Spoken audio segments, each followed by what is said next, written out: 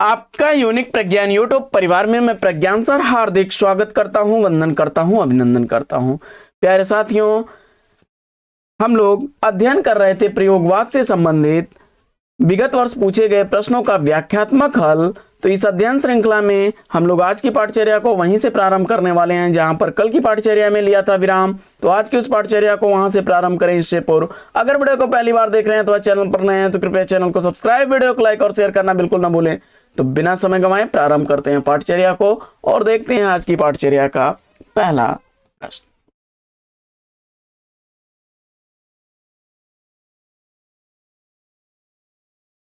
प्रश्न संख्या 667 है कि कविता और कवि का नाम आपको बताना है। रेत का विस्तार नदी जिसमें खो गई कृषधार। यह कविता अज्ञेय द्वारा लिखी गई अंतः सलीला कविता से अवतरित पंक्ति है। आगे कवि और कविता का नाम आपको बताना है। इतने में हमी में से अजीब कराह सा कोई निकल भागा, भले भरे दरबार आम में मैं भी संभल जागा। यह पंक्तियां गजानन माधव मुक्तिबोध की हैं और भूल गलती कविता से अवतरित पंक्तियां हैं। बढ़ते हैं अगले प्रश्न की तरफ और देखते हैं अगला प्रश्न। अगला प्रश्न है कि मुक्तिबोध का ब्रह्म राक्षस किसका प्रतिनिधि है। तो मुक्तिबोध का ब्रह्म राक्षस जो है वह बुद्धिजीवी वर्ग का प्रतिनिधित्व करता है। विकल्प ए इसका राइट आंसर है। गजानन माधव मुक्तिबोध की दो काव्यकृतियां हैं, चांद का मुंह टेढ़ा और भूरी भूरी खाक धोल। इनकी चर्चित कविताओं में अंधेरे में ब्रह्म राक्षस, अंतःकरण का आयतन और भूल गलती प्रमुख हैं।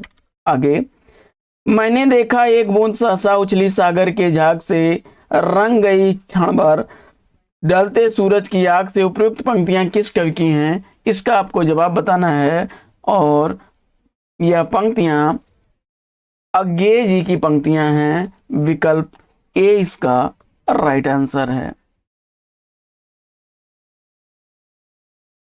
लाल आंचल से पसीना पोंछ दो, बात पतली उंगलियों से पोंछ दो। यह गिरिजा प्रसाद माथुर की पंक्तियां हैं। आगे हम तो सारा का सारा लेंगे जीवन, कम से कम वाली बात न हमसे कहिए। यह काव्य पंक्तियां किसकी हैं, तो जवाब हो जाएगा यह रघुवीर सहाय की पंक्तियां हैं।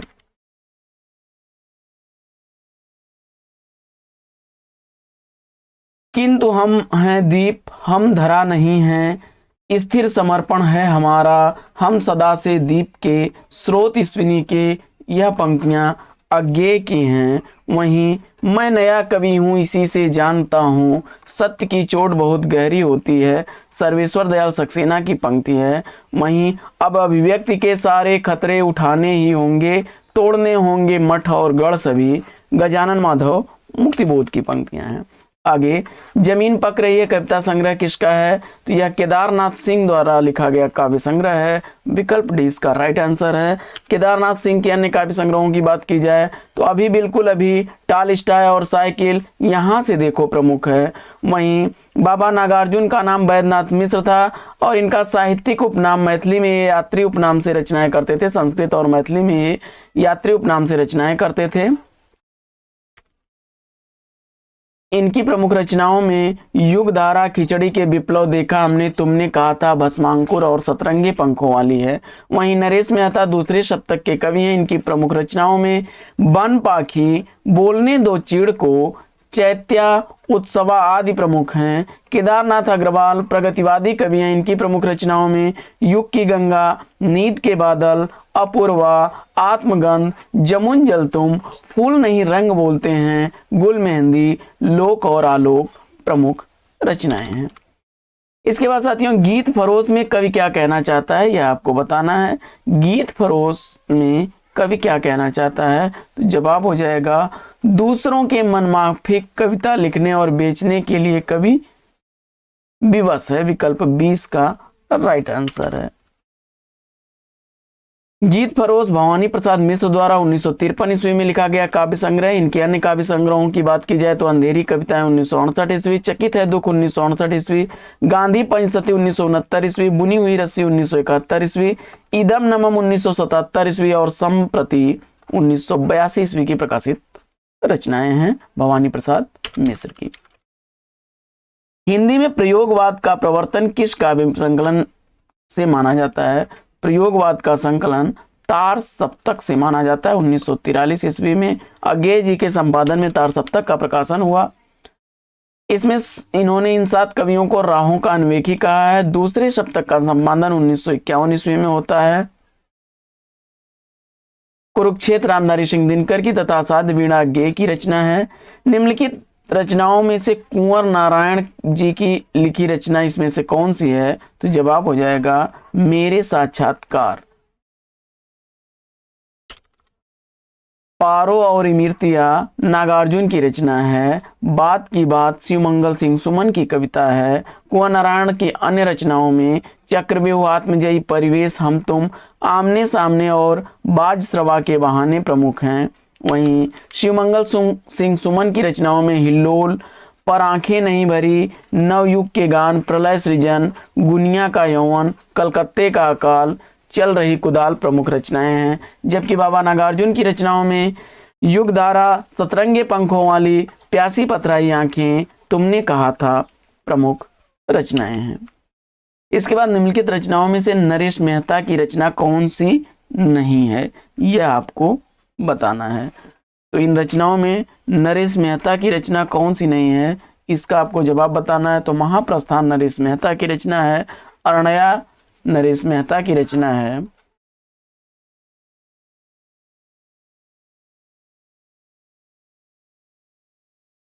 सबरी नरेश मेहता की रचना है। जबकि गुनाहों का देवता धर्मवीर भारती द्वारा लिखा गया उपन्यास है। तो विकल्प डी इस प्रश्न का राइट आंसर है। नरेश मेहता की अन्य कविताओं में बन पाकी सुनो, बोलने दो चिड़ को, मेरा समर्पित एकांत, चैत्या उत्सवा, संशय की एक रात, जो प्रबंध का विविधा की रचना है, प्रमुख हैं। प्रयोगवाद के प्रवर्तक कौन माने जाते हैं? तो प्रयोगवाद का प्रवर्तक अज्ञेय जी को माना जाता है। विकल्प 20 प्रश्न का राइट आंसर है। शमशेर बहादुर सिंह द्वारा लिखित दोआब किस विधा की कृति है? तो यह काव्य विधा की रचना है। विकल्प डी इसका राइट आंसर है। इनकी अन्य कविताओं में कुछ कविताएं और कुछ और कविताएं चूका भी नहीं, चूका भी हूं मैं नहीं, मैं इतने अपने पास, बात बोलेगी टूटी हुई बिखरी हुई, उदिता काल तुमसे होड़ है मेरी, सुकून की तलाश प्रमुख है। मछली घर नामक काव्य संग्रह के संपादक कौन है? तो मछली घर नामक काव्य संग्रह विजय देव नारायण शाही का काव्य संग्रह है। विकल्प 20 का राइट आंसर है। अगला प्रश्न, गजानन माधव मुक्तिबोध की रचना चांद का मुंह टेढ़ा है में कौन सी कविता संकलित नहीं है? इसका आपको जवाब बताना है। तो इसका राइट आंसर क्या होगा? विकल्प ए, जन्मदिन की धूप में।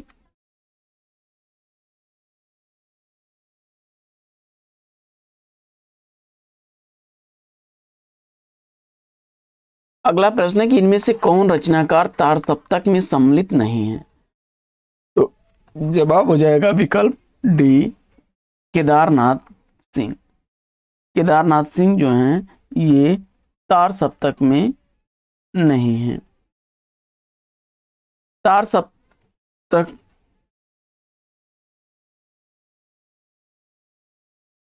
तार सप्तक 1943 ईस्वी में प्रकाश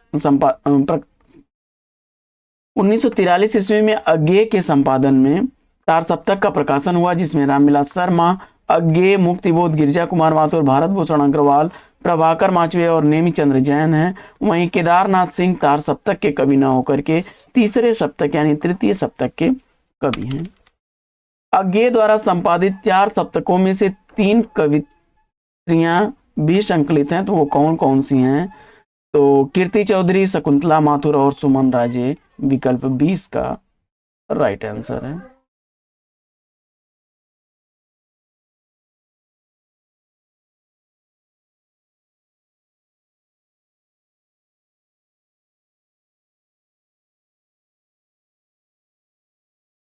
ध्यान दीजिएगा, यहाँ पे जो है शकुंत माथुर शुभ शब्द सही होता है, लेकिन यहाँ पर शकुंतला माथुर को उसने सेलेक्ट कर लिया है। तो शकुंत माथुर और शकुंतला माथुर एक ही कवित्री हैं, जो कि शकुंतला माथुर जो है द्वितीय सप्तक में, कीर्ति चौधरी तीसरे सप्तक में और सुमन राजे चौथे सप्तक की कवित्री हैं। इसके बाद इनमें से तार सप्तक में शामिल कौन नहीं है? तो जवाब हो जाएगा शमशेर बहादुर सिंह। तार सप्तक के कवियों में गजानन माधव, मुक्तिबोध, नेमिचंद्र जैन, भारत भूषण अग्रवाल, प्रभाकर माचवे, गिरजा कुमार माथुर, रामविलास शर्मा और अज्ञे हैं, जबकि शमशेर बहादुर सिंह दूसरे सप्तक के कवि हैं। रिक्त स्थान के बाद प्रयोगवाद को सर्वाधिक प्रभावित किया है, तो जवाब हो जाएगा अस्तित्ववाद ने, विकल्प बी राइट आंसर है। प्रगतिवाद को मार्क्सवाद ने प्रभावित किया है। फतांसी के बारे में कौन सा वक्तव्य सही नहीं है, इसका आपको जवाब बताना है। तो फतांसी का प्रयोग यथार्थ सृष्टि के लिए निषेध होता है, पहला ही विकल्प इसका गलत है, क्योंकि फतांसी के लिए सही वक्तव्य है कि फतांसी का प्रयोग सत्य निरूपण के लिए होता है, फतांसी का प्रयोग एक समानांतर संसार निर्माण के लिए होता है और फतांसी का प्रयोग अतिरंजनापूर्ण वर्णन के लिए होता है।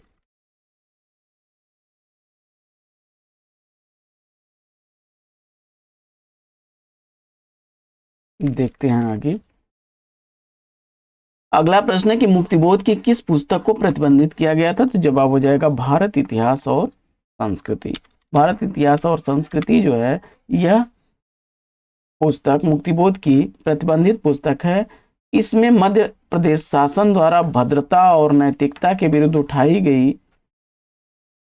ठहराई गई इस पुस्तक पर मध्य प्रदेश न्यायालय में मुकदमा चला था, जिसका निर्णय था कि 10 आपत्तिजनक अंशों को हटाकर इसे पुनः प्रकाशित किया जा सकता है।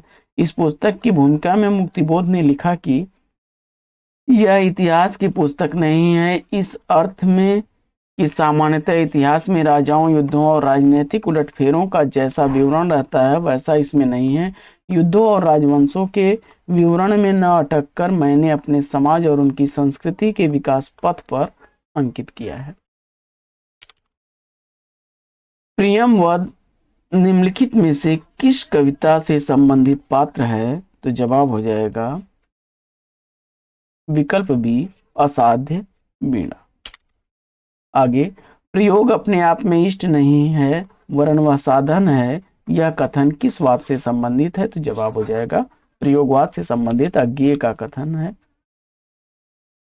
और यह अज्ञेय जी ने दूसरे सप्तक की भूमिका में लिखा था।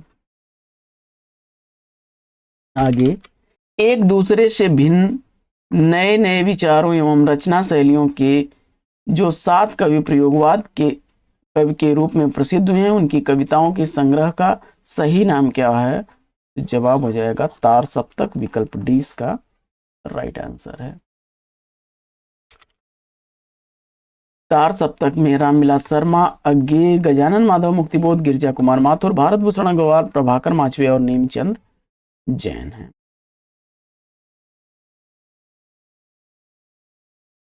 बढ़ते हैं आगे और देखते हैं अगला प्रश्न।